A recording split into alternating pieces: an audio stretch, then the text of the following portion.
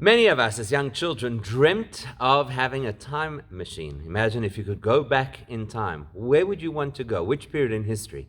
And what would you do? Which of course raises the very interesting dilemma that theoretically, if you could go back in time, how would that influence the outcome of history? Because you'd go back ostensibly knowing things now that they didn't know then, which means you could influence decisions that could in turn change the way things turn out, which means that perhaps when you come back to the future, you would no longer know those things because they wouldn't have happened. Okay, you get it. It's really confusing. But it's really intriguing. Imagine having the opportunity to turn back the clock. And of course, people will tell you time is linear. There's nothing you can do. What was.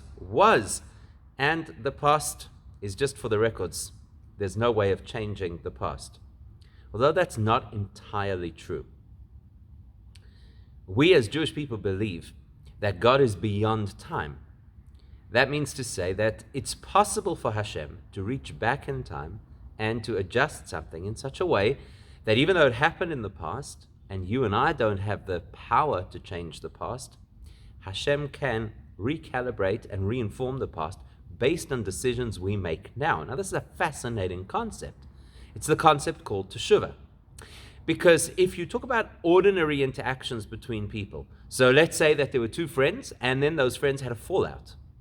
The best that they could do is to repair the damage. Sit down together, speak it through, say, listen, this is what happened, this is what I feel about it. Let's put it behind us and let's move forward. And we'll patch up that difficult space that we went through. And that's what it will be. It will be a patch. Which means that there is always the danger at some point that the patch will no longer hold, and then you'll go back. Or you might get people who have a relationship where they say, look, we went through a difficult time, we lost some of our friendship, so because of that, we're not just going to put on a patch, we're not just going to make up and apologize to each other, but we're going to make sure to do better going forward. So now that particular incident becomes the catalyst for a deepening of our relationship. And that's a far better place to be. Because now you're not constantly bringing it up or thinking about it or worrying and anxious what happens if we go back there, because you know that you're being proactive and you know that you're working on it and you know that it's going to get better. Fact of the matter, though, is on the timeline of the relationship, there was that blip in the past, and there's no way to get rid of it. There may even be photographic evidence. There may have been incidents, events that the one friend didn't include the other. So that's it. You can't turn the clock back. When it comes to teshuvah, though, which is between us and God, so needless to say, those issues between us and other people can only be repaired to the extent that we've just described. But when it comes to the relationship between us and God, so Hashem says, look, your neshama is a part of me. That means to say that your neshama is not bound by the rules of time.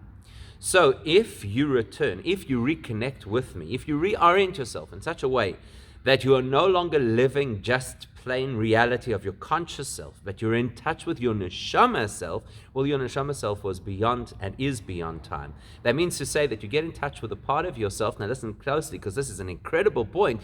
You get in touch with a part of yourself that was never involved in the misdeed in the first place. That's what teshuvah is.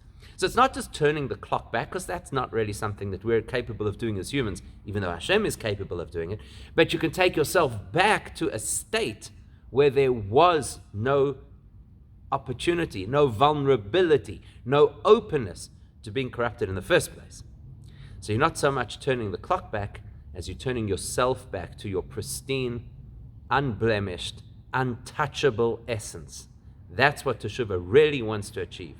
And although we cannot necessarily achieve that level of teshuvah regularly, that's the gift of Yom Kippur. So if we work on ourselves during this period, when Yom Kippur comes along, it takes us all the way back to that part of ourselves that was never harmed.